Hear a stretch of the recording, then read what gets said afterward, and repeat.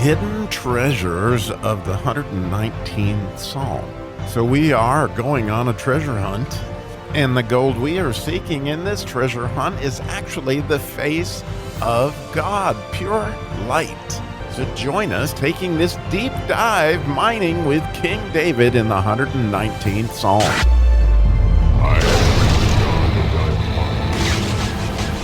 Verse 10 certainly has several nuggets we get to dig into today.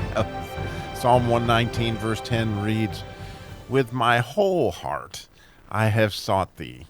Let me not wander from thy mitzvah," or from thy commandments, which is one of the nuggets that we're definitely going to get into in a minute about what's the difference between the word commandment and mitzvah. So it's a huge thing. It's really, really fun to study. But first off, let's go back to the just with my whole heart I have sought thee, right? And the beautiful thing of that, if you remember back to the second verse of the section on Aleph, because now we're in the section on Bet, but that was with, blessed are those who, right, keep his testimonies, but then seek him with a whole heart. So interestingly, here we come into Bet, and the second verse again goes back to this whole heart. And knowing King David as we do, he was a man after God's heart, and he served him with a whole heart. And it's fascinating to me that this idea of this hoof that is the letter that has to do with whole, and the lamed is this idea, even though the word is whole, it really is a focused type of thing. It's like blocking out everything that's keeping me away from my focus. And so even though the word is whole, and it does mean whole, but the idea is everything that isn't of value, everything that isn't of importance is being blocked out. And when you think about autism, right, as I get the chance to work with special needs people all the time, the autistic, one of their struggles is trying to block out that which is keeping them from being able to focus on something. So, if there's a fan running in a room, an autistic person can get caught up in the fan, or all sorts of different things. But the idea is we have to block out that which is unimportant so that we can seek God with a whole heart.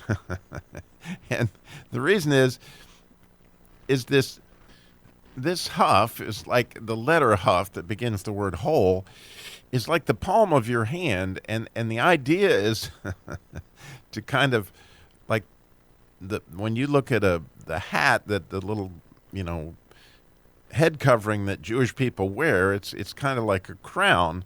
But the idea is that there's this pressure on your intellect to focus on what's important. And this is the idea of the huff. So the idea of whole is very cool when you think about it, is blocking out everything that isn't of God. So when I'm seeking thee with a whole heart, it's an idea of focusing on that which is God with my heart. And so this hoof in this word is absolutely, a critical aspect of what King David is explaining here. But then I don't want anybody to miss the beautiful relationship that I have seen in my own life. In fact, I've thought about it all week, about people that I know that are wholehearted, that have somehow an ability to see people in need more than other people, and which gets into the whole situation of what's the difference between a mitzvah and a commandment, And so it's important for us to really dive into what is a mitzvah. What is it that King David is referring to? He says commandment as far as what the English translation is. So why is this different than like the 10 Commandments or some of those other things? And so that's what I wanted to dig into for a minute.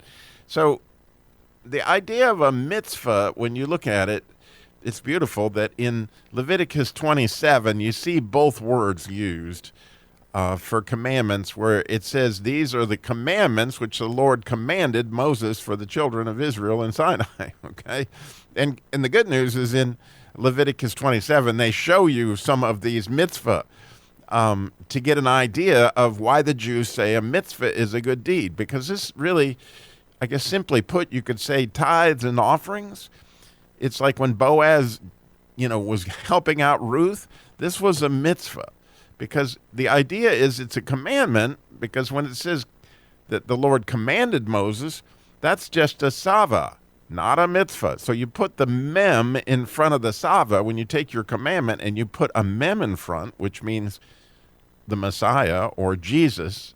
When you put that Jesus in front of a commandment, then all of a sudden you get the Jesus aspects of things. In other words, you get grace and you get truth.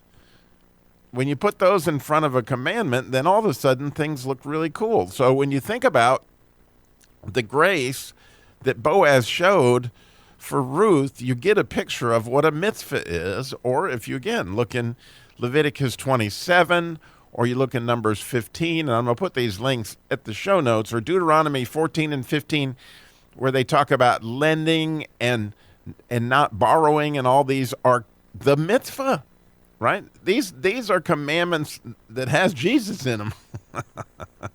Well, have you noticed that the most generous people that I know, I've noticed, are the people that I would say are the wholeheartedest people. Like the people that are really wholehearted tend to be this way. I've got people in my life, I could name names. I will. Gaither is one of my dearest friends. And you will never meet a more generous man. But to know him is to know that it comes from a whole heart. And he sees people in need like nobody else. When I was in Jamaica, I went on a mission trip with the Carolina Boys Academy. And it's we were doing a sort of a boot camp for them up there.